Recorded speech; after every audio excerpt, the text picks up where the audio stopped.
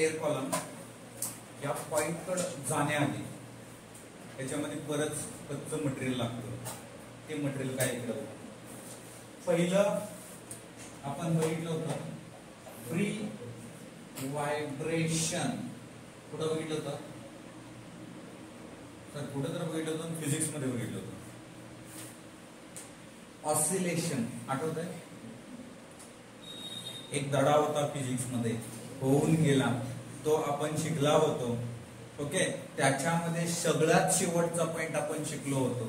हा का असं ठीक आहे. फ्री व्हायब्रेशन म्हणून शिकलो होतो. फ्री म्हणजे फुकट नाही रे. इथलं जे आहे फ्री व्हायब्रेशन आपण शिकत असताना मी तिथं पेंडुलमचं एक्झाम्पल दिलं होतं. एक्झाम्पल वरून समजून घेऊया. पटकन शिरत सुरुवातीला इक्विलिब्रियम पोझिशन मध्ये असतं. मीन पोझिशनला असतं. इनिशियली आपण काहीतरी त्याला फोर्स लावू, काहीतरी त्याला एक्सटर्नल फोर्स लावू किंवा डिस्प्लेस करू. त्याला पकडलं सोडून दिलं आणि एक कंटिन्युअसली ऑसिलेट व्हायला चालू झालं. काय झालं कंटिन्युअसली ऑसिलेट व्हायला चालू झालं. म्हणजे एखाद्या झाडाच्या फांदीला हिसका दिला तर ते काय होईल अप अँड डाऊन व्हायला चालू झालं. या सिच्युएशन मध्ये आपण नंतर त्याला कंटिन्युअसली फोर्स लावत नाही. त्याचं amplitude due to air resistance न कमी कमी कमी कमी होत जातो. आणि याला जी फ्रिक्वेन्सी निडेड आहे त्याला आपण म्हणलं नॅचरल फ्रिक्वेन्सी. n बरोबर 1/2l रूट ऑफ अपने को क्या करने का है सर g/l cos थीटा बरोबर. सर हे जे आहे ते फ्री व्हायब्रेशन म्हणजे initially at the starting point we just required the some force and then after all this is continuously oscillating. That is called as a free vibration and this is oscillating due to the and that is also called as a natural frequency. Right. So त्याच्यानंतर आपण forced vibration बघणार आहे. काय बघणार आहे forced vibration. forced vibration. आता सगळ्यात मजा म्हणजे 11 वाल्याला मी वधवून घेत असतो पण ते मागं तिसरंच काय बोलत असतं. ते एकाला वधवून घेतला ल्युमिनस इंटेन्सिटी म्हणजे कॅन्डेलाइज आहे मीटर. ओके मग ते एक तर उशीर आलं मी वधवून घेताना ते नव्हतं. ते परत आलं सहज आता बसल्यानंतर माझं काय लक्ष केलं ते उशीर आलं. त्याला उठवलं त्याला वाचायला लावलं. त्यांना म्हटलं कांद्याला आणि दुसऱ्याला वाचायला लावलं. मोल होतं MOLE मोल होतं त्यानं वाचलं मोले. सुरुवातीला जे असतं ना ते एखादी गोष्ट एखादं कुठलंही आता इंग्लिश भाषाच असेल आपल्याला एवढी मोड होती ना की ते सुरुवातीला एकदा तरी कधीतरी बायोलॉजीचे काही शब्द पण असेच ऐकतात. खतरनाक आहे हे लांब जसं स्पेलिंग लांब जसं ते उच्चार एकदा ऐकायला पाहिजे आपल्याला. म्हणजे ही मजा थोडी सुरुवातीला चालू होते.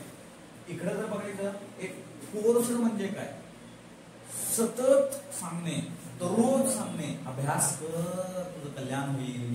हो आम्हाला माहितीये सगळं माहितीये अभ्यास केल्यानं आमचं कल्याण होतं सगळं मान्य आहे. मोबाईल वापरू नये चांगलं नसतं सगळं माहितीये पण ज्यावेळेस ती हातात धरतो त्यावेळेस सुरू आहे ढकलाचं त्यावेळेस कळतच नाहीये हे चांगलं आहे का वाईट आहे. हे फक्त तात्पुरतं काय देणार आहे.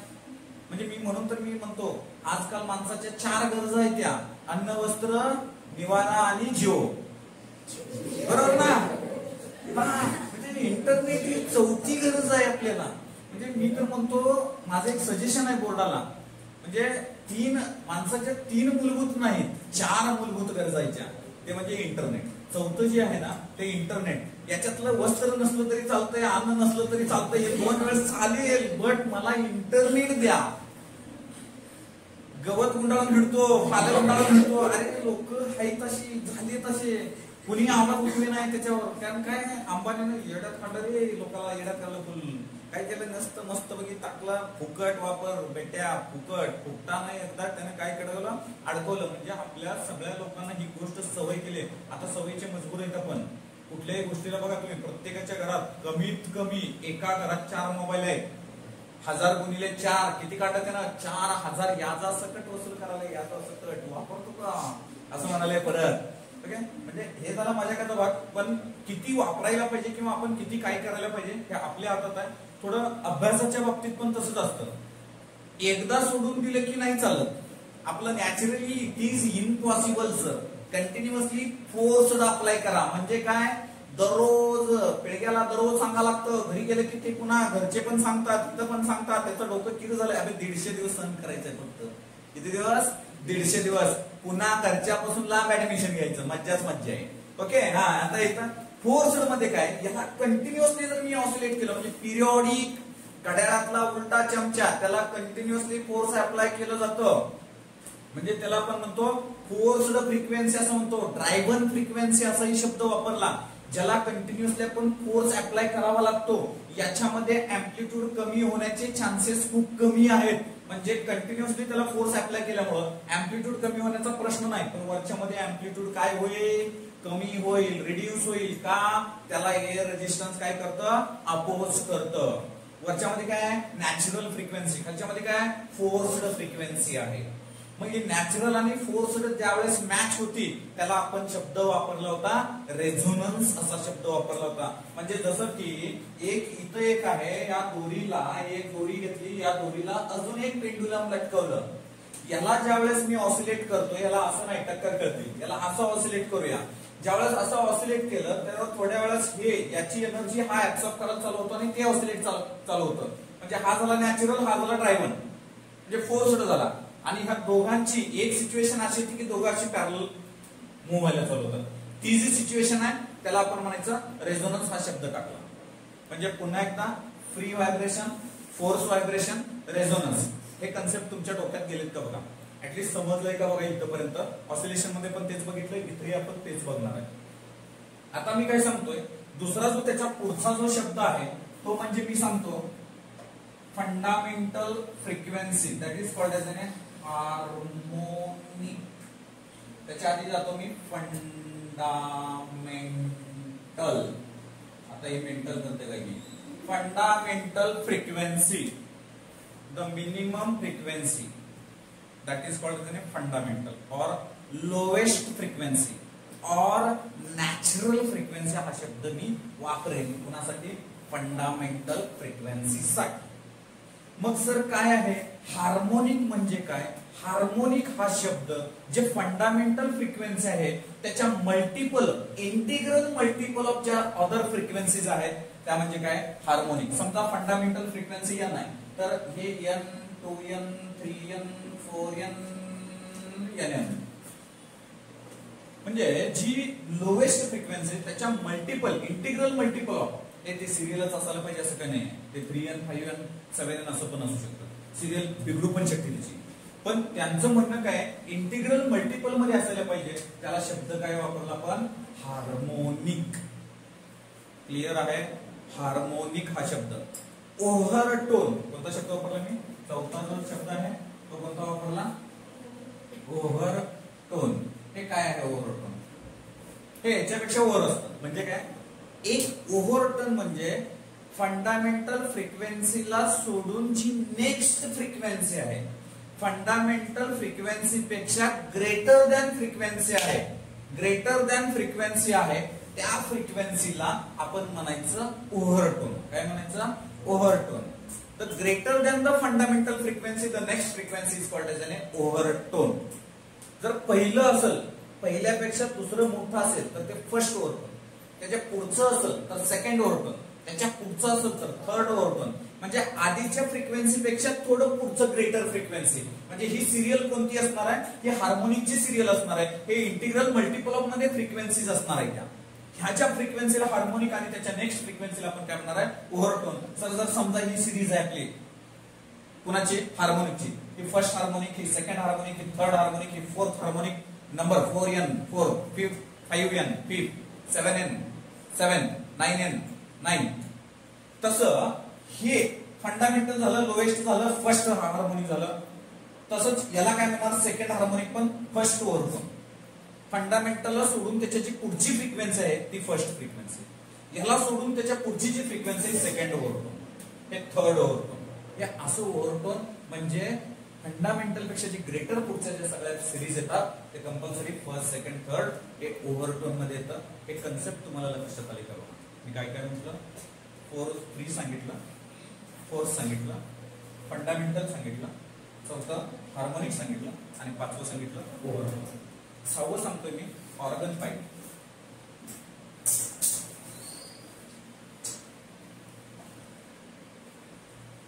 ही ऑर्गन नळी काय आहे? ओके, ऑर्गन पाईप जे आहे समजा एक एंड ओपन आहे, एक एंड ओपन आहे, हे एक एंड बंद आहे, क्लोज्ड आहे. ही एक अशी नळी ज्या नळीतून साऊंड वेव्ह आपल्याला ट्रॅव्हल करायचं आहे, मूव्ह करायचं, ट्रॅव्हल करायचं. ओके, ते इझिली पास होतं. या नळीला आपण ऑर्गन पाईप म्हणायचं. म्हणजे साऊंड वेव्हची जी व्हायब्रेशन आहे ती पास होते आणि त्याच्यातून रिफ्लेक्ट यायचा, त्याला आपण काय म्हणायचं? ऑर्गन पाईप असं म्हणायचं. जे साऊंड व्हायब्रेशन ची वेव्ह त्याच्यामध्ये आपण ट्रॅव्हल करणार आहे, ती एक एंड क्लोज्ड असू शकते किंवा बोथ एंड ओपन असू शकते. ओके, त्याच्यामध्ये काय बघायचं? त्याच्यामध्ये फर्स्ट मोड, सेकंड मोड, थर्ड मोड म्हणजे कितवा हार्मोनिक आहे, कितवं ओव्हरटोन आहे, त्याचं जनरल इक्वेशन काय येऊ शकतं. याच्यामध्ये जर आपण पुटअप केलं म्हणजे असं समजू आपण स्ट्रिंगला असं जर्क केलं होतं आणि स्टेशनरी वेव्हफॉर्म वेव्स तयार केले होते. त्या स्टेशनरी वेव्ह मध्ये आपण शिकलो होतो नोड. नोड म्हणजे मिनिमम डिस्प्लेसमेंट, अँटी नोड म्हणजे मॅक्सिमम डिस्प्लेसमेंट हे शिकलो होतो आपण. आता त्याचाच रेफरन्स घेऊन आपल्याला जे पुढचं डेरिव्हेशन आहे हे बोर्डाला इतकं आवडतं. आता मला माहित नाही की बोर्डाला एवढा का जीव आहे याच्यावर, आय डोंट नो, पण बोर्डाचा ज्याच्यावर जीव आहे त्याच्यावर आपला जीव आहे. ओके, हे लक्षात ठेवायचं. मायबापानंतर जीव टाकायचा तो फक्त फिजिक्सच्या पुस्तकावर, दुसरे सगळे खड्ड्यात घालणारी लोक आहेत. त्यामुळे कुठेही काही डोक्यात ठेवायचं नाही. ओके, इथं आता ह्या याच्यावर the vibration of air column in a नळी क्लोज्ड ऍट वन एंड. कुठं आहे? Closed at one end. एक एंडला हे क्लोज्ड आहे, बंद आहे. दुसरं फक्त त्याच्यामध्ये एवढं चेंज होतं, बोथ एंड ओपन. दुसरं काय असतं? Both end open. आता या नळीमध्ये ऑर्गन पाईपचे 2 टाईप, एक क्लोज्ड ऍट वन एंड आणि दुसरं ओपन ऍट बोथ एंड. आता याच्यामध्ये एक मी कन्सेप्ट सांगणार आहे, त्याला शब्द आहे एंड करेक्शन. त्याला शब्द काय रे बाबांनो? End correction. हे झाले, हे सर्वांचे लक्षात आले. फक्त हे पॉइंट्स फक्त आपल्याला समजून घ्यायचे होते. त्याच्यानंतर मला बोलायचं आहे थोडं एंड करेक्शनवर. आता एंड करेक्शन हे कसं आहे ते बघूयात आपण. एंड करेक्शनची लास्टला व्हॅल्यू पण काढणार आहे आपण. एंड म्हणजे एंड सर. End correction. आता इथं बघा, हे ओपन एंड आहे, नळीचं हे ओपन एंड आहे. ओके, हे ओपन एंड आहे. आता ह्या ओपन एंडला एक कन्सेप्ट लक्षात ठेवायचा, ओपन एंडला कंपल्सरी अँटीनोड फॉर्म होतं. साऊंड वेव्ह जर व्हायब्रेशन आपण इन्सर्ट केले, सर व्हायब्रेशन कसे इन्सर्ट करणार, कशाने इन्सर्ट करणार? आपण त्या ठिकाणी व्हायब्रेशन इन्सर्ट करण्यासाठी ट्युनिंग फॉर्कचा वापर करायचा. कसल्याचा? Tuning fork. हे जे पुढचे शेंडे असतात त्याला प्रॉन्ग्स असं म्हणायचं. काय म्हणायचं? प्रॉन्ग्स. त्याला रबर पॅडवर ज्यावेळेस हॅमर करतो त्यावेळेस हे प्रॉन्ग्स अप अँड डाऊन करतात.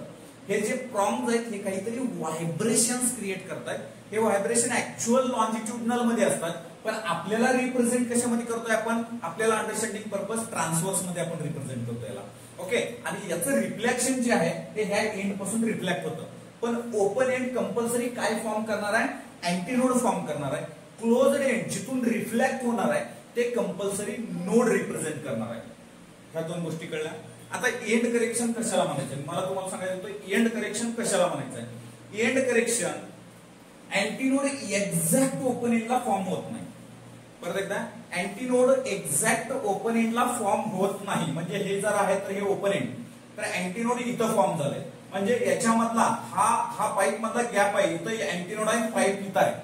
तर हे जो गॅप आहे ना याला आपण म्हणायचं एंड करेक्शन. कुणामधला गॅप आहे?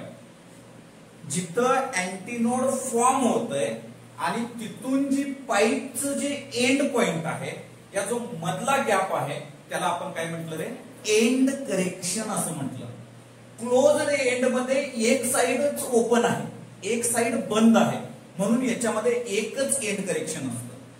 ओपन एंड मध्ये दोन एंड करेक्शन असतात. ओपन एंड मध्ये किती असतात? दोन एंड करेक्शन असतात. का? दोन्ही साइडला पाईप काय असते? ओपन असते. त्याच्यामुळे त्या ठिकाणी आपण दोन एंड करेक्शन घेऊ शकतो. म्हणजे एंड करेक्शनची जी व्हॅल्यू आहे ती आहे E बरोबर 0.3D. नीट लक्ष द्या. E बरोबर 0.3D. D काय आहे? हे डायमीटर आहे. D काय आहे आपल्याला? हे डायमीटर आहे. मग आता या ठिकाणी L किती आहे? ही जी L आहे ते L प्लस E आहे. हे जे L आहे नीट लक्ष द्यायचं. हे जे L आहे small L length of pipe. Small L जे आहे ते लेंथ ऑफ पाईप आहे. कॅपिटल L जे आहे ते L प्लस E. हे काय आहे?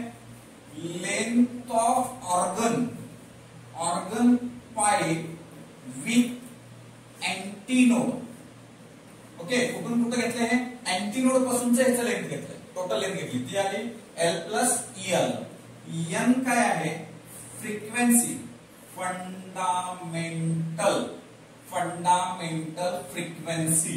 लॅम्बडा काय आहे? वेवलेंथ ऑफ फर्स्ट किंवा फंडामेंटल मोड. ओके, तुम्ही असं लिहू शकता याला फ्रिक्वेन्सी ऑफ फंडामेंटल मोड. काय लिहू शकता? Frequency of fundamental mode and wavelength of fundamental mode. इथपर्यंत तुम्हाला काय अडचण आहे? नक्की काय समजलं नाही असं आहे का? कोणाला काहीच इश्यू नाही ना? ठीक आहे, आपण थोडं पुढे जाणार आहे, थोडं पुढे बघणार आहे काय आहे.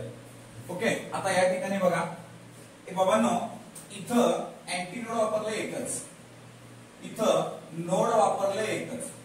एक अँटीनोड आणि एक नोड फॉर्म झालंय. म्हणजे इथली लेंथ कोण सांगू शकतं?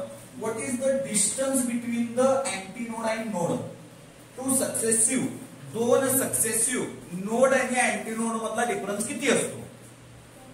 Lambda by 4. वाचणार कोण सर घरी जाऊन? मास्तर. ओके, दुसरं कोणी वाच, आमचा काही संबंध नाही. आम्हाला प्रश्न आला तर तो निव्वळ योगायोग आहे. आता इथं जर बघितलं, लॅम्बडाची व्हॅल्यू मी काय येईल रे? मला 4 येईल. लॅम्बडाची व्हॅल्यू मला काय येईल? 4 येईल. इथं नोड किती आहे? 1. अँटीनोड किती आहे? 1. लॅब किती आलं? Lambda by 4. लॅम्बडा किती आलं? 4 आहे. काही अडचण येतं? सो वी नो, काय नो? देखलं. सो आपल्याला माहिती आहे V बरोबर n लॅम्बडा. काय आहे? V बरोबर n लॅम्बडा. काढायचं काय आहे आपल्याला? सगळ्यात महत्वाचं आपल्याला बाबा या ठिकाणी काढायचं आहे. V बरोबर n लॅम्बडा लिहिलंय तर मला फ्रिक्वेन्सी पाहिजे. काय पाहिजे? फ्रिक्वेन्सी. तर ते काय असतं? V अपॉन लॅम्बडा असतं. काय असतं? V upon lambda. तर n बरोबर V अपॉन लॅम्बडाची व्हॅल्यू किती रे आपल्याला? 4L. पण L ची व्हॅल्यू माहिती आहे ना आपल्याला? L plus E. तर मग आपल्याला इथं व्हॅल्यू काय येईल आपल्याला? आपल्याला या ठिकाणी व्हॅल्यू काय आली मग? N बरोबर V अपॉन 4 ब्रॅकेट मध्ये L प्लस E. हे जे आहे काय आहे? याला आपण म्हणायचं लोवेस्ट फ्रिक्वेन्सी. कसलं म्हणायचं? लोवेस्ट नाही, लोवेस्ट फ्रिक्वेन्सी. दुसरं फंडामेंटल फ्रिक्वेन्सी. कसलं म्हणायचं?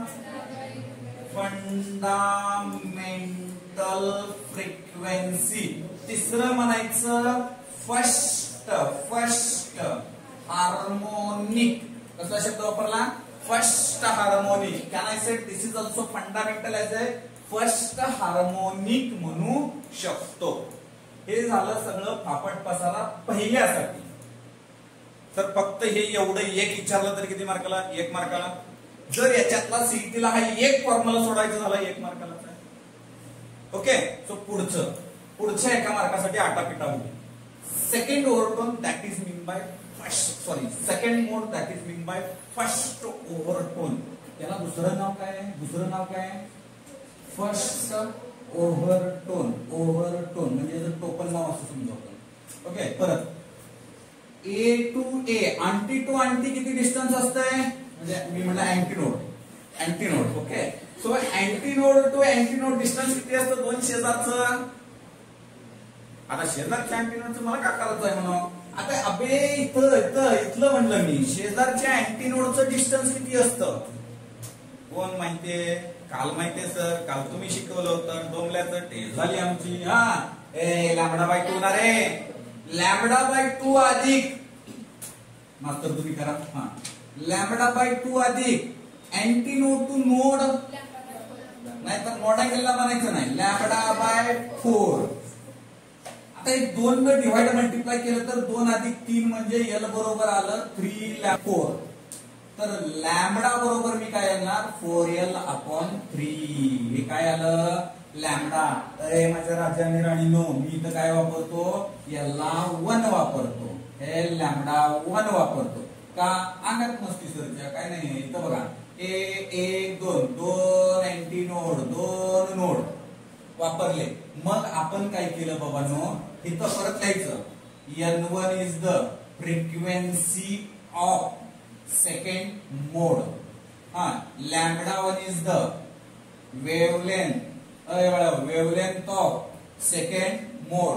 परत वी नो काय नो इथं काय v बरोबर n1 लॅम्बडा 1 देन n1 बरोबर v अपॉन लॅम्बडा 1. परत n1 बरोबर v अपॉन लॅम्बडा 1 ची व्हॅल्यू किती आहे 4l upon. So 4l upon 3 हे 3 वर गेलं. मग n1 बरोबर कसं लिहिलं v अपॉन 4l. एवढं झिगझॅग एवढं लक्षात ठेवायचं. आता v अपॉन 4n दिसतंय का कुठं. परत इथे एक लिहितो मी थोडं, पुढचं एक थोडं लिहू, मग त्याच्यावर विचार करू, त्याच्यावर फोकस नंतर टाकू. बाळाबाळींनो एक इथं फक्त सांगायचं मला एल बरोबर काय असतं. आधी बघितलं ना एल प्लस ई. म्हणजे एंड करेक्शन. अरे ई म्हणजे काय एंड करेक्शन. तर मधनच तुम्ही काय तर विचारता बघा. आमचं मस्त याच्यावर फोकस चालू आहे ऐकण्यावर. ओके सो इथं आलं n1 बरोबर 3v upon 4l plus E. चलो हे डिंगडांग याला बोल केलं. आता एक लक्षात ठेवायचं n1 बरोबर can I write in this way. या दोघीवरनं या दोनावरनं हे जे आहे हे काय आहे बघा इथं आहे n आहे. सो हे जे आहे हे काय येतं n आहे. म्हणजे n1 बरोबर 3n लिहू शकतो. n1 बरोबर 3n. काही प्रॉब्लेम मध्ये ह्याला n शून्य लिहिलंय. n शून्य म्हणजे फंडामेंटल म्हणजे lowest frequency. Fundamental frequency first harmonic. याला दुसऱ्यांदा n1 बरोबर 3n किंवा 3n0 असतं काही ठिकाणी. तर हे जे येतं हे काय येतं थर्ड हार्मोनिक. काय third harmonic or first overtone. काय म्हणलं मी third harmonic or first overtone. Third harmonic or first overtone. इथपर्यंत काय अडचण आहे कुणाला. एकदम सोपं आहे. फिजिक्स मधल्या सगळ्यात सोपं डेरिव्हेशन आहे. सगळ्यात कमी फक्त डायरेक्ट चित्र लक्षात ठेवायचे. गाठी किती मारलेत बघायचं. म्हणजे नोड आणि अँटीनोड किती आहेत. एक आहे 2 आहे 3 आहे. संपलं. हे फॉर्म झालं की संपलं. या डायग्राम आला की फटाफट तेच आहे. सगळीकडे तेच पेस्टिंग केलंय. त्याच्या पुढचं डेरिव्हेशन सुद्धा असाच पॅटर्न आहे. पॅटर्न बदलणार नाहीये. आपल्याला फक्त त्याच्यामधल्या काही व्हॅल्यूज बदलायच्या. त्या तिसरं तुम्ही सांगायचं मला पटापट तिसरं तुम्ही सांगायचं. इथं बघा 2 शेजारचे अँटीनोड नोड. परत एकदा लॅम्बडा बाय 2 लॅम्बडा अर्धा अधिक अर्ध पूर्ण म्हणजे लॅम्बडा प्लस लॅम्बडा बाय 4. हे बघा लॅम्बडा प्लस लॅम्बडा बाय 4 म्हणजे हे 4 आणि 1 5 5 लॅम्बडा बाय 4. मी इथं नाही याला लिहितो 2 का अँटीनोड किती आहे तिथं 3. नोड किती आहे तिथं 3. मग परत सांगायचं n1 काय आहे n2 काय आहे n2 फ्रिक्वेन्सी ऑफ कोणत्या मोडचं थर्ड मोड. त्याच्यानंतर लॅम्बडा 2 काय आहे वेवलेंथ कुणाचं आहे थर्ड मोडचं. ओके थर्ड मोडचं वेवलेंथ आहे. मग आपण परत या ठिकाणी काय लिहिणार आहे आपण परत हे बघा नाव वी नो काय इथलं जे आहे ते लॅम्बडा 2 ची व्हॅल्यू काढून ठेवू ना आपण. इथं ह्याला पलीकडे पाठवलं 4l अपॉन 5. मग इथं लिहूया आपल्याला काय माहितीये v बरोबर n2 लॅम्बडा 2 मग N2 किती आहे V upon lambda 2. Then N2 बरोबर V अपॉन लॅम्बडा 2 किती आहे 5 सर 4 आहे 4 L अपॉन 5 वर ढकललं. N2 बरोबर 5 V अपॉन 4L हे असलं काहीतरी आहे आपल्याकडं. त्याच्या आधी आपण L बरोबर L plus E. Then N2 बरोबर 5V upon 4L plus E. म्हणजे याला आपण काय टाकणार आहे हे एवढ्या टर्मला N. म्हणजे N2 बरोबर काय आलं आपल्याला 5N. N2 बरोबर काय आलं आपल्याला 5N. म्हणजे काय सांगणार तुम्ही इथं काय सांगणार fifth harmonic and second overtone. Fifth harmonic and second overtone. या थर्ड मोडला सुद्धा दुसरं नाव काय देणार तुम्ही सेकंड ओव्हरटोन. काय देणार सेकंड ओव्हरटोन. काय देणार सेकंड ओव्हरटोन. काही काम नाही का. आता इथं एंड करेक्शन आपल्याला जे पुढचा मुद्दा बघायचा आहे पुढचा जो पॉइंट बघायचा आहे मी तुम्हाला सांगितलं होतं एंड करेक्शन.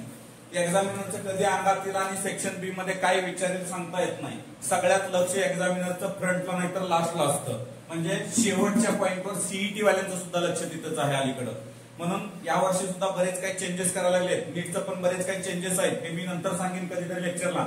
नीटचे काही चेंजेस आहेत जेई मध्ये काही चेंजेस करू लागलेत. सध्या तरी अजून काही चेंज दिल्या नाही पण बऱ्याचपैकी गेल्या वर्षीपासून त्याच्या आदल्या वर्षीपासून केमिस्ट्रीचा बऱ्यापैकी सिलेबस रिड्यूस आहे.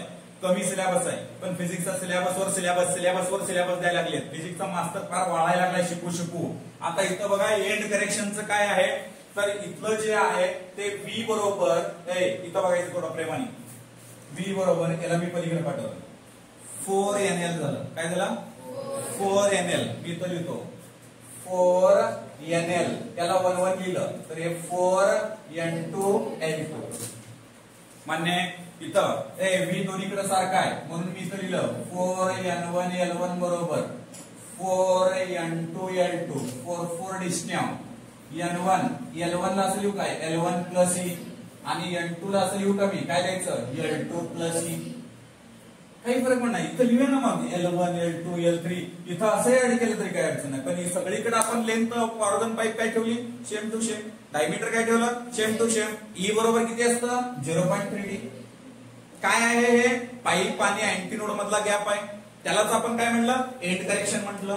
मग इथं आपल्याला काय पाहिजे E ची व्हॅल्यू. म्हणून N1L1 प्लस N1E बरोबर N2L2 प्लस N2E. E बाजूला पाहिजे मग E ला इथंच ठेवलं. पलीकडला E इकडं आणला बरोबर N2L2 इकडल्याला पलीकडं नेलं N1 मायनस L1. मग आपण काय केलं याच्यात कोण सेम टू सेम दिसतंय E सेम टू सेम दिसतंय. N1 N2 बरोबर N2L2 मायनस N1 L1. मग therefore E बरोबर N2L2 minus N1 L1 divide by N1 minus N2. हे काय झालं this is the equation for the end correction. हे equation कोणाचं झालं एंड करेक्शन. जर आपल्याला लेंथ दिले आणि फ्रिक्वेन्सी दिलेले असतील तर we will easily find the end correction value. And this is also asking to the board both. This is the end correction for the closed at one end. मग त्याच्यानंतर closed at both open and both end ला सगळं process अशीच आहे same to same. फक्त कुठं बदल आहे तेवढं सांगेन. सुंदर अशा अक्षरात एवढं मस्तपैकी लिहून घ्यायचं.